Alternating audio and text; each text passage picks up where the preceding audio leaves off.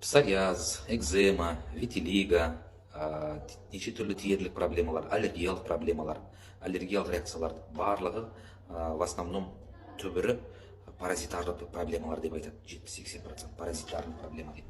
Сол үшін де ондай диагноздың барлығына біз в основном мынау өнімдерді қосып жатырмыз. Бірінші витамарин А+, бір шай қасық таңертең бересіздер. Витамарин Б+, бір шай қасық кешке жатар кезде бересіздер.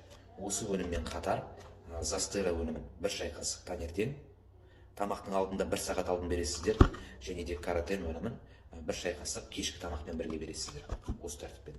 Және де осы өнімдерді іше отырып, хилакфорте капсуласын тамшылатып хилакфортеде қолдансаңыздар болады. 2-3 тамшыдан тамақтың алдында ішіп жесеңіздер де болады. Және де обязательно су ішу керек. 2,5-1,5 литрдей шамаңыз келгенше. Желательно талая вода дейді, таза қайнамаған жылы су, мұз қылып етіп жылытып ішсеңіздер болады. Және де 10 000 шаг жасау керек, күнделікті қимыл қозғалыс жасау керек. Яғни мынау продукциялардың барлығы сіздің қаныңыздағы сол печенді, лимфатикалық системаларды, көк бауырды, почканы барлығын көтеріп тазалап, паразитарный проблемалардың барлығын, аллергеннің барлығын, тяжелый металлдардың барлығын қаннан ертіп, мышцалардың барлығын ертіп қанға шығарады, қаннан ары алып кететін ол тек қана су, білесіздер. Сол үшін де суды көбірек қолданған жөн.